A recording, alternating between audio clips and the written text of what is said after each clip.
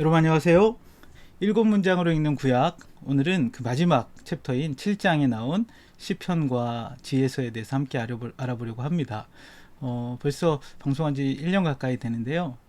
이 영상을 보면서 또 책을 읽어가면서 여러분들에게 구약의 말씀이 좀 더 친숙하게 다가왔으면 좋겠습니다. 오늘 7번째 문장은 무엇인지 함께 살펴보도록 하겠습니다. 크리스토퍼 라이트는 7번째 문장으로 시편 23편 1절의 말씀을 이야기합니다. 너무나 익숙하고 잘 아는 말씀인데요. 여호와는 나의 목자시니 내게 부족함이 없으리로다. 구약성경에서 가장 친숙한 은유가 아닌가 생각이 듭니다.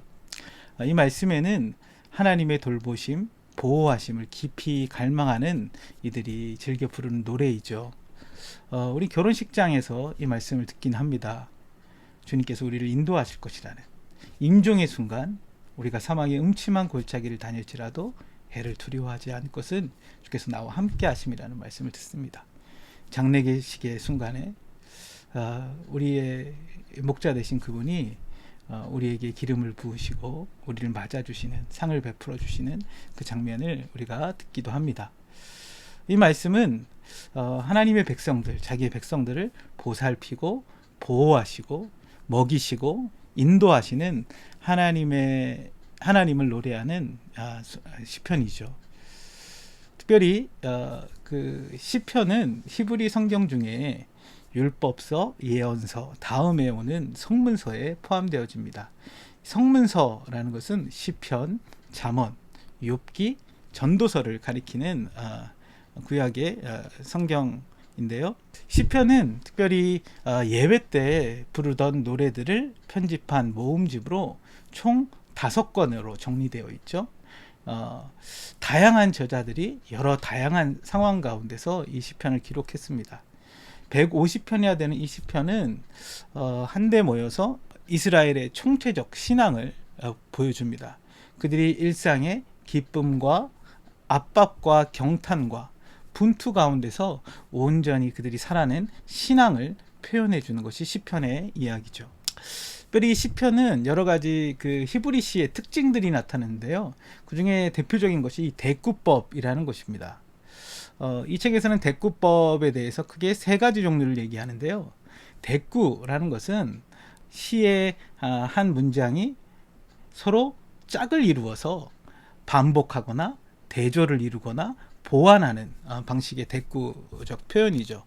어떤 요점을 밝힌 다음에 그것을 되풀이하되 살짝 다른 단어들을 사용하여서 앞에서 말한 내용의 범위를 확대하거나 핵심 요지를 말하는 것이죠. 예를 들자면 시편 19편 1절에 보면 하늘이 하나님의 영광을 선포하고 궁창이 그의 손으로 하시는 일을 나타내는도다 라는 표현이 나옵니다. 이것은 하나님이 세상을 지으신 창조주라는 것을 보여주죠.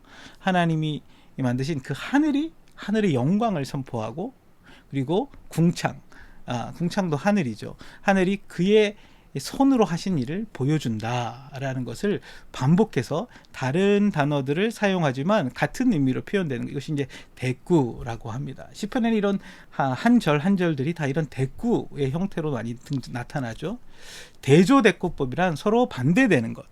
두 번째 행이 첫 번째 행에 반대되는 내용을 부연함으로써 첫 행의 요지를 강화시켜주는, 앞의 연의 요지를 강화시켜주는 표현이죠.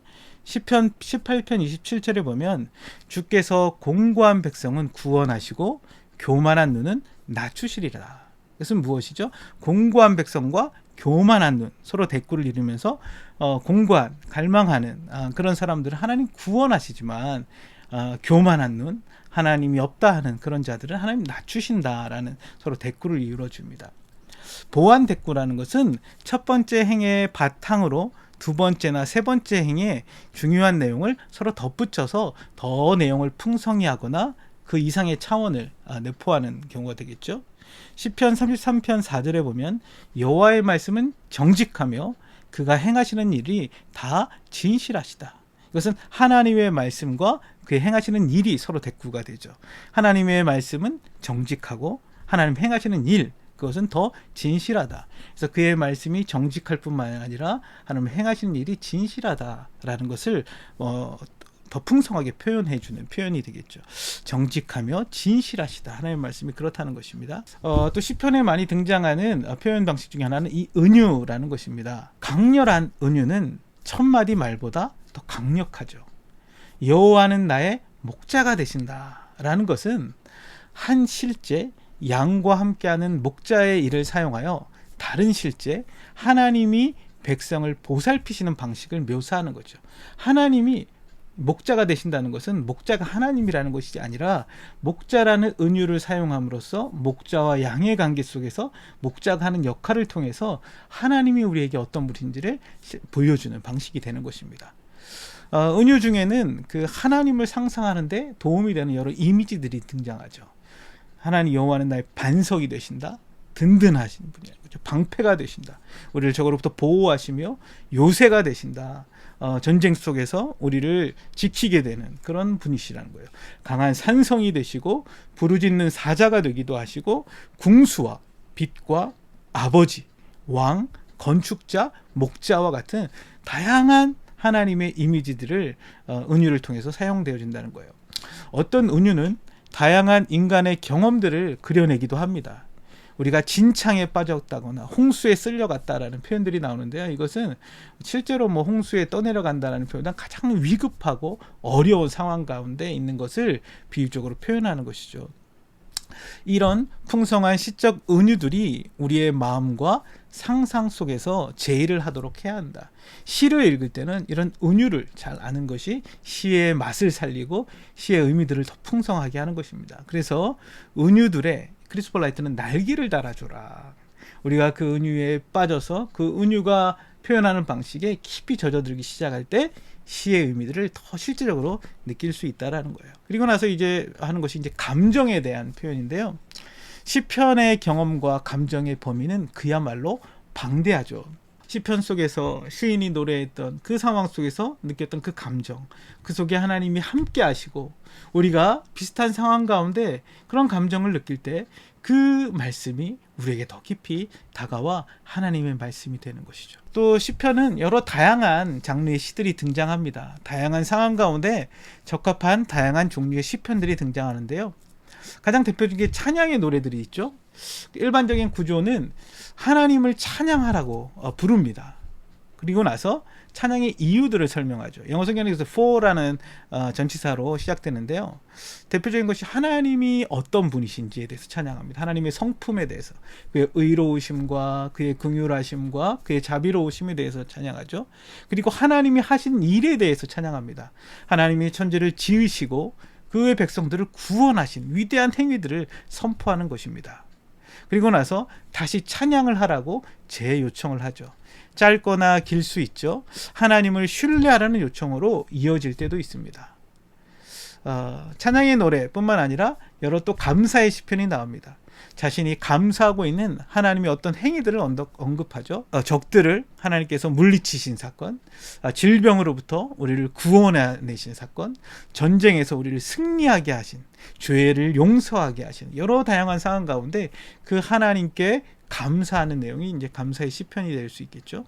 그리고 어떤 장르의 또 시가 있습니까? 애가와 항의의 노래라는 것이 있습니다. 애가라는 것은 고통과 아픔 속에서 울부짖는, 그리고 그 가운데서 신뢰와 소망의 표현을 나타내는, 구원을 향한 기대와 새로운 마음으로 하나님을 찬양하게 되는 것이 나타납니다. 시편의 3분의 2 정도가 애통하는 마음을 담고 있다고 합니다. 이것을 통해서 우리가 알 수 있는 것은 찬양은 가장 암울한 순간에 특별히 우리의 마음 깊은 곳에서 우러나온다는 거예요.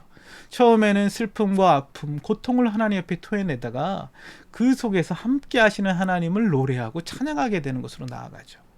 하나님을 찬양한다는 것은 하나님의 실제와 임재를 의식하는 것입니다. 도저히 삶을 이해하기 힘들 때 그들은 모든 것을 하나님께 맡기고 부르짖죠. 그곳에서 무릎을 꿇고 울고 궁금해하며 기다립니다. 그때 어떤 일이 벌어집니까? 삶의 분투의 한가운데 진심으로 하나님과 사귀는 일들을 보여주고 있습니다. 특별히 크리스토퍼 라이트는 우리 시대에 회복돼야 될 이 노래가 바로 이런 노래가 아닐까. 가장 아픔 가운데 그 한복판에서 하나님을 향하여 울부짖고 부르짖는 그 자리에 하나님을 경험하며 하나님의 임재 가운데 그를 높이는 것, 이것이 시편의 이야기라는 것입니다. 그리고 또 어떤 시편이 나옵니까? 시온 시편이라는 것이 나오는데, 이것은 예배의 중심지인 예루살렘과 그곳에 있는 성전에 관한 시를 가리킬 때 이게 시온 시편이다 부르죠. 또 순례의 시편이 나옵니다. 그 시편 121편부터 134편까지가 대표적인데요. 예배드리기 위해서 예루살렘으로 올라가면서 불렀던 노래들이죠. 내가 산을 향하여 눈을 들리라, 나의 도움이 어디서 올꼬, 나의 도움이 천지를 지으신 여호와에게서로다 라고 시작되는 시편 121편부터 시작돼서 예루살렘으로 올라가면서 불렀던 그 시인들이 바로 순례 시편이죠. 또 제왕 시편이라는 것이 등장합니다. 이것은 다윗 계보의 왕들에 대한 시죠. 시편 2편에 대표적으로 나오는데요. 그 하나님의 아들로 불리는 이스라엘의 왕으로 하나님이 이스라엘을 다스리신다는, 온 세상을 다스리시는 이스라엘의 하나님을, 야훼의 왕권을 찬양하는 그 시편들이 이제 제왕 시편이 되겠죠. 특별히 시편에 나오는 그 메시지는 크게 세 가지로 이야기합니다. 시편의 역할과 관련되어서 믿음을 불러일으켜 굳건히 하고, 세상에서 우리가 어떻게 살아야 할지 도전하며 우리에게 소망을 불러넣는다라는 거예요. 특별히 믿음이라는 것은요, 성경적 신앙의 중요한 윤곽을 놀라운 방식으로 조망합니다. 특별히 하나님의 세상을 창조하셨으며, 우리가 죄로 인하여 하나님 관계에 깨어졌으며, 죄 가운데 있는 우리를 하나님 구원하시며, 하나님의 백성을 불러주셔서 그들을 세계 열방을 향하여 구원하기 위한 계획들을, 미래에 대한 소망을 나타내는 우리의 믿음의 구체적인 내용들이 시편 안에 담겨 있다는 거예요. 특별히 힘든 시기에 믿음을 굳건하게 하고 유지하는 데 도움을 주는 것이죠.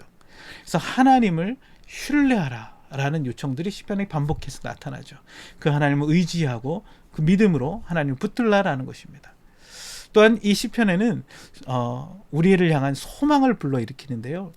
온 세상 모든 민족이 하나님을 믿고 예배하고 그분의 구원을 기뻐하는 것에 대한 전 세계적인 비전들이 등장하죠. 시편 86편 9절이 그 대표적인데요. 그 비전을 현실로 만드실 것을 상상하고 그것을 믿는 것입니다. 그러나 이스라엘 백성들이 알 수 없었던 비밀은 하나님께서 그 일을 어떻게 행할 것인가에 대한 것은 잘 몰랐던 것 같아요. 그 비밀이 복음에서 드러나죠. 모든 민족이 어떻게 하나님께로 돌아올 것인가, 하나님을 예배할 것인가, 그것은 그리스도께서 우리를 이 땅에 오심을 통해서 우리의 가운데 나타나고 드러나게 되었죠. 그래서 이제 시편에는 우리가 어떻게 살아야 되는가에 대해서 이야기합니다. 특별히 시편 1편은 예배란 노래를 얼마나 잘 하느냐가 아니라 얼마나 잘 사느냐와 관련되어 있다는 것을 보여줍니다. 그래서 시편 1편 2절에 보면 여호와의 율법을 즐거워하여 그 율법을 묵상하는 사람, 이 사람이 바로 복 있는 사람이라고 얘기하죠. 그래서 즐거워한다라는 것은 어떤 감정적이거나 지적인 활동을 뜻하는 것이 아니라 하나님의 말씀을 사랑하고 하나님의 율법대로 살고 있다는 의미입니다. 이런 사람이 복이 있는 자이며 이러한 사람들이 하나님을 예배하는 자라는 것입니다. 하나님을 찬양하는 시편에도 삶의 교훈들이 많이 등장하는데요. 하나님의 성품, 신실하심, 진실하심, 신뢰할 만하고 공의롭고 긍휼이 있으시며 사랑이 있다는 것은 하나님의 성품일 뿐만 아니라 우리가 되어야 될 모습을 보여주고 있죠. 우리가 시편을 사용하여 예배하며 항상 새로운 것을 배워가게 됩니다. 그런데 이것은 머리로 배웠을 뿐만 아니라 삶을 위해 배운다는 것입니다. 하나님의 길을 걸어가는 것, 그것을 배우게 된다는 것이죠. 그래서 시편을 통해서 우리는 우리의 삶에 하나님의 율법을 사랑하며 하나님의 말씀을 따라가는 것, 그것은 바로 하나님의 성품이 우리 가운데 나타나며 우리가 머리로뿐만 아니라 우리의 삶으로 배워가는 메시지가 담겨 있다는 것입니다. 이제 이어서 이제 지혜서에 대해서 이야기하는데요. 지혜서에서 얘기하면서 이제 크리스토퍼 라이트는 예레미야 18장 18절에 나오는 당시 사람들이 전문가 그룹으로 생각했던 특별히 신앙에 있어서 세 그룹을 이야기합니다. 첫 번째는 그 율법 전문가였죠. 그것은 제사장들입니다. 그 예언자들은 하나님께 직접 말씀을 맡아서 전하는 자였으며 지혜로운 자가 또 나타난다는 겁니다. 이 세 가지 제사장, 예언자, 그리고 지혜로운 자가 이스라엘 그 사회 가운데 하나님의 말씀을 전달하는 이 사람들이었는데요. 특별히 이 지혜자가 지식과 지혜로 명성이 있는 그 부류의 사람들이죠. 요새 말로 말하면 어떤 정부를 이끄는 데 있어서 어떤 고문 역할을 하거나 크리스토퍼 라이트닝을 컨설턴트와 비슷한 역할들이다라는 거예요. 삶의 지혜와 교훈과 가르침을 주는 사람들. 그래서 구약의 구성, 앞에서도 한번 이야기했지만 구약은 율법서, 토라라는 것이 나오고 그리고 예언서가 나오고 그 다음에 이 성문서가 나오는데 이 성문서 중에는 그 시편 외에도 잠언, 욥기, 전도서와 같은 이 지혜서가 특별히 잠언이나 욥기, 전도서 같은 것이 지혜서로 불리는데 있다는 것입니다. 지혜서에는 좀 몇 가지 특징들을 얘기하는데요. 그 독특한 목소리가 있다는 거예요. 이 지혜서는 율법이 아니다라는 거예요. 율법은 간결한 명령형의 말투로 표현되어집니다. 근데 이 지혜서는 간결한 명령이라기보단 대화체와 더 가까운 방식이라는 거예요. 참 그 인생을 살아갈 때 여러 교훈들을 아버지가 아들에게 하듯이 뭐 음료로부터 돈의 유혹으로부터 이 세상을 우리가 어떻게 살아야 될지 인생의 관점을 제시해 줍니다. 인생의 온갖 상황들에 대해서 간결하고 함축적인 진술, 규칙이 아니라 통찰과 관점과 지침을 제시해 준다는 거죠. 이것이 율법과 다르다는 겁니다. 그리고 이것은 예언이 아니라고 말합니다. 예언자들은 그들의 삶과 사회, 정치, 경제, 종교 등의 문제에 대해서 말할 때 아주 대립적인 자세를 취합니다. 그들의 윤리적인 타락, 종교적인 타락, 정치적인 타락들 속에서 하나님의 심판에 대한 이야기를 매섭게 이야기하지만 지혜서는 공적인 생활을 말할 때 훨씬 개괄적으로 접근합니다. 훌륭한 정부와 건전한 경제 활동의 이상이 무엇인지를 펼쳐 보이면서 원리와 기대치를 설명하죠. 예언서와 지혜서의 이런 어조들의 차이가 나타나는 겁니다. 그 예언서는 그런 비판적 날카로운 어조랍니다. 이 지혜서는 부드럽고 그 사람들에게 톤 다운된 그런 표현 방식으로 설명하고 있다는 것이죠. 지혜서는 이 역사서가 아니다라고 말하는데요. 율법과 예언서 모두 이스라엘의 역사를 거슬러 올라가죠. 율법서 같은 경우는 출애굽 과정들을 배경으로 합니다.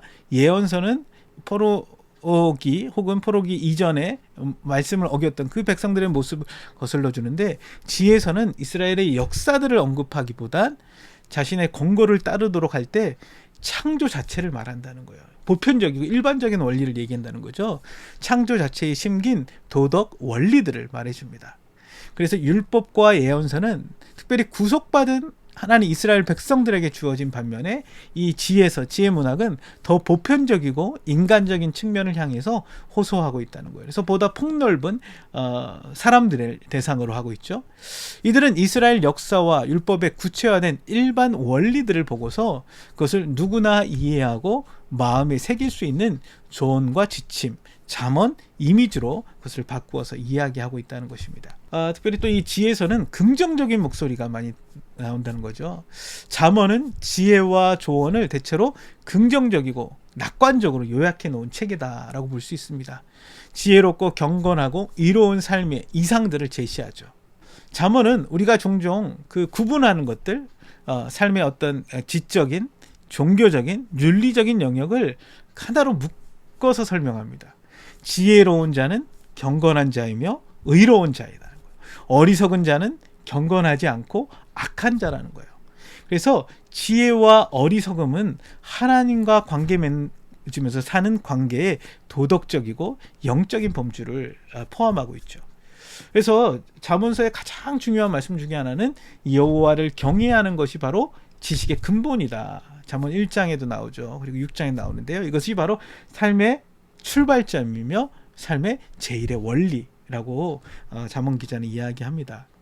이 지혜서에는 그 독특한 목소리 그리고 긍정적인 목소리뿐만 아니라 이 질문하는 목소리가 등장한다는 것입니다. 이것은 무엇입니까? 어떤 사람들에게 삶은 결코 관습적 지혜가 전제하는 바대로 흘러가지 않는다는 거예요. 이게 무슨 말일까요? 그 지혜서에서 이야기하는 그 어떤 일반적인 그 원리대로 삶이 그렇게 흘러가지는 않을 때가 많다는 거죠. 그 잠언과 대조되어서 그 균형을 맞추는 것이 이제 욥기와 전도서인데요. 욥기 같은 경우는 고통을 당해서는 안 될 것 같은 선한 사람, 욥이 직면한 고통과 그 문제들을 씨름하죠. 욥의 친구들은 와서 너가 받는 이 고난, 고통의 이유는 죄를 지었기 때문이라고 이야기합니다. 때로는 하나님이 그 상황 가운데 또 침묵하시죠. 그런데 이 욥기를 읽다 보면 하나님께서는 이 욥이 당하는 고난의 문제에 대해서 답을 제시하기보다는 욥과의 관계에 대해서 이야기하시면서 그 관계를 회복해 가시면 하나님 그에게 나타나시죠.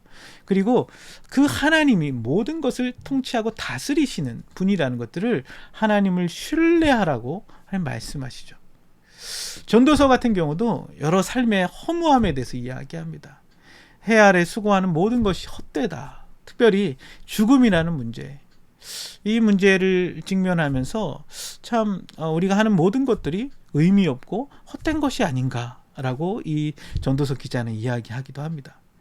성경은 어떻게 보면 창조와 타락, 창세기 1, 2장과 3장 사이에 깊은 간극이 존재하는 우리가 세상을 살아간다는 거예요. 떡 부러진 대답을 찾지만 때로는 잘 이해할 수 없는 여러 상황들이 펼쳐지는 것이 우리의 인생이죠. 그래서 욥기와 전도서에는 우리에게 질문과 고투와 이런 항의들을 허용하고 있다는 것입니다. 이것은 무엇입니까? 그 욥기서 같은 경우 혹은 전도서와 같은 경우 다 풀 수 없는 인생의 문제들 앞에 우리가 어떻게 이 이야기를 해석해야 되는가? 이것은 성경 전체에 비추어서 전도서와 같은 책들을 이해할 필요가 있다는 거예요. 허무한 것 같은데 그럼 무엇이 허무하지 않은가? 죽음이라는 문제 앞에 우리는 맞박들일인데 그 문제를 어떻게 해결할 수 있는가? 이것은 분명 진리를 말하죠. 욥기서 그리고 전도서에서. 하지만 이것은 구약 안에서 모든 것이 다 해결되지 않는 성경 전체의 관점을 통해서 볼 때 그것이 이해되는 온전한 진리를 깨닫게 되죠. 그래서 이 말씀 자체는 진리이지만 성경 전체의 이야기 속에서 해석할 때 온전히 이해할 수 있는 차이점이 존재한다는 거예요. 그래서 전도서 같은 경우는요, 예수님의 삶과 죽음과 부활에 나타난 이 복음의 내용들을 바로 이해할 때 전도서의 그 도전에 대해서 성경 자체가 어떤 대답을 내고 있는지, 응답을 하고 있는지에 대해서 우리가 이해할 수 있죠. 저는 이렇게 전도서를 읽다 보면 해 아래에 있는 모든 수고가 헛되지만 해 위에 계신 그 하나님이 가지고 계신 그 지혜, 어떻게 보면 그것이 예수 그리스도를 통해서 나타나는데 그때야 비로소 이해할 수 있다는 거죠. 7문장으로 읽는 구약, 우리는 오늘은 이렇게 시편과 지혜서에 대해서 좀 보았는데요. 지금까지 좀 쭉 살펴본 것들을 보면 우리가 창조부터 시작해서 아브라함과 맺으신 언약, 출애굽에 통해서 모세와 맺으신 언약, 그 다윗을 통해서 세우셨던 하나님의 다윗 언약, 그리고 그 예언자를 통해서 하나님이 맺으셨던 그 새 언약과 복음의 이야기, 이사야에 나타난, 그리고 나서 이제 시편까지 우리는 살펴보았습니다. 근데 창조 이야기부터 시작해서 이 시편의 이야기까지 우리가 볼 수 있던 것은 이 모든 것들이 나사렛 예수께로 이끄는 여정이라는 거예요. 구약의 전체 이야기를 통해서 궁극적인 방향은 그리스도께로 나아가게 되는 거죠. 구약 성경의 하나님은 예수님이 아버지로 알았던 하나님이셨죠. 우리도 이 구약 성경을 더 깊이 알아갈수록 예수님의 생각과 마음에 가까이 다가갈 수 있을 것입니다. 그동안 우리가 7문장 속에서 살펴보았던 내용들을 다시 기억하면서 구약의 이야기를 통해서 예수님의 이야기가 더 분명하게 이해되고 깨달아지는 은혜가 있기를 원합니다. 여기까지 모두 마치도록 하겠습니다. 그동안 수고하셨습니다.